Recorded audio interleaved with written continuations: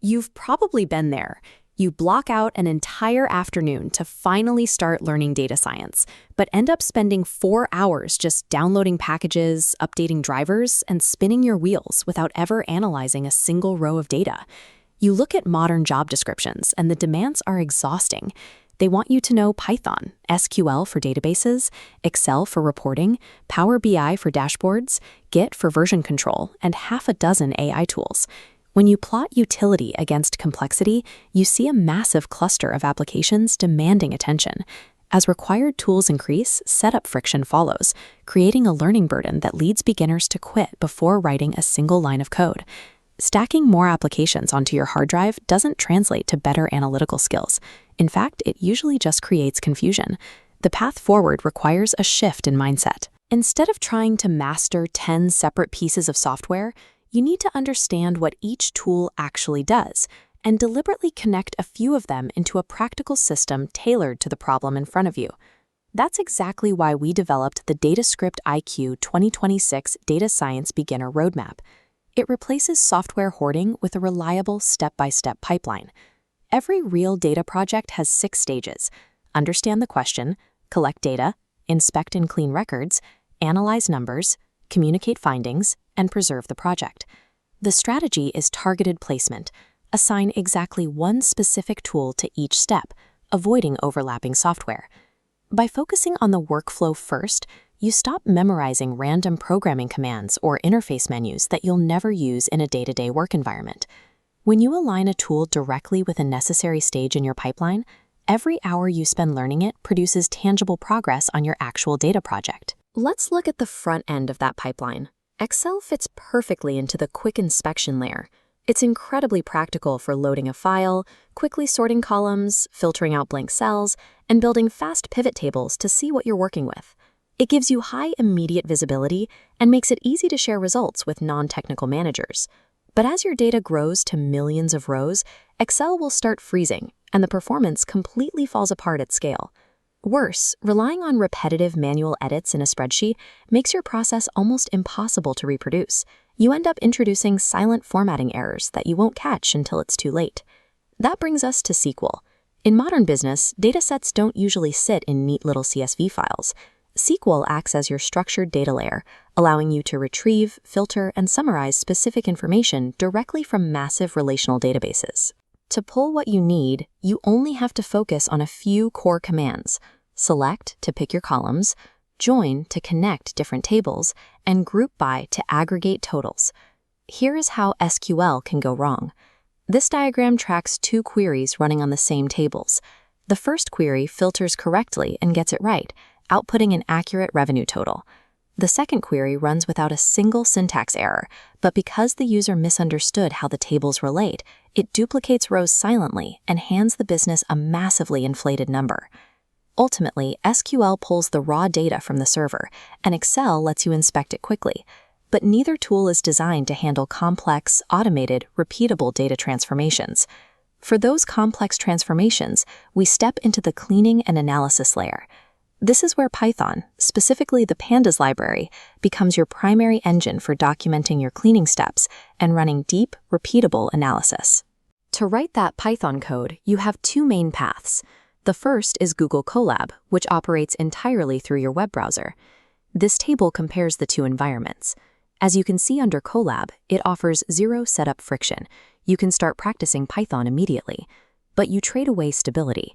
Colab sessions disconnect unexpectedly, and your uploaded files are often temporary, meaning they vanish when you close the window. If you need permanence, you take the second path, installing VS Code and Anaconda directly onto your local machine. Looking at the VS Code column, it scores high for long-term scalability and secure permanent file storage. Running a local setup gives you complete control over your project. You can isolate different package versions, manage massive datasets securely, and directly integrate Git to track every single change you make to the code. But look at this warning metric at the bottom. Anaconda requires a massive amount of hard drive space, and configuring VS Code with the right extensions creates a steep learning curve. For beginners, troubleshooting an environment can easily distract from the actual goal of writing Python. Your choice here shouldn't be about which tool is universally better.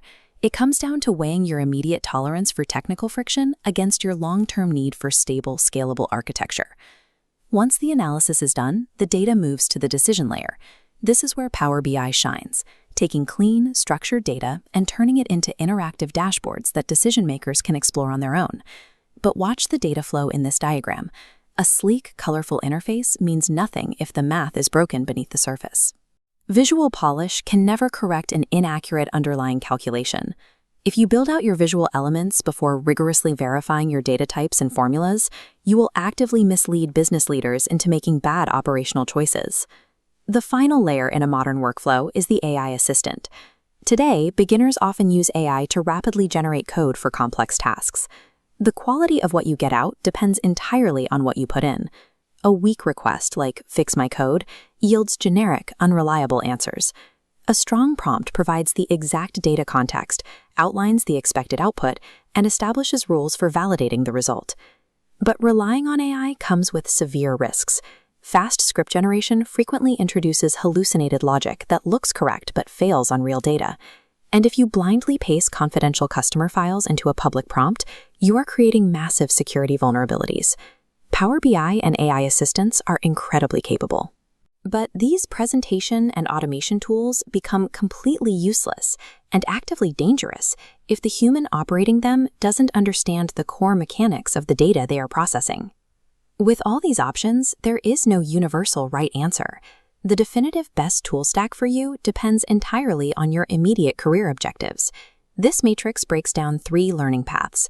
Depending on your role, working professional, future data scientist, or business owner, your stack looks different. For the working professional, you focus on impact. You start with Excel, pull records with SQL, and communicate findings using Power BI. This persona focuses on immediate utility. These users need to solve operational problems and deliver visuals today, making high learning curve scripting a secondary priority compared to tools that offer fast, clear business answers. If your goal is to become the future data scientist, your optimal starting stack relies on Google Colab, SQL, and GitHub. This path is built for rapid skill acquisition. You need zero friction environments to practice manipulating data, the SQL skills to extract it, and a version-controlled repository to start building a portfolio, bypassing the headache of local configuration. Finally, for the business owner, the focus shifts entirely to oversight. Your stack consists of Excel, Power BI, and targeted AI assistants. As an owner, your time is highly constrained. You focus on defining correct business metrics and spotting logic errors on a dashboard, not sitting at a desk debugging programming syntax. No matter which path you fall into, the optimal data science setup is always the one you can actually use to answer a real question today. So your first step is simple. Write down one practical business question right now. Make sure it includes a clear metric you want to measure and a specific time period you want to look at. Once you have your question, adopt the 3-tool stack that matches your persona and start building that single project immediately. If you need help along the way, make sure to like, share, and subscribe to DataScriptIQ. We have comprehensive step-by-step tutorials that will show you exactly how to connect these workflows together. Remember, completing a single, organized project that answers a real business question is a more effective way to demonstrate your skills to a recruiter than a dozen unfinished software installations. Let's start building.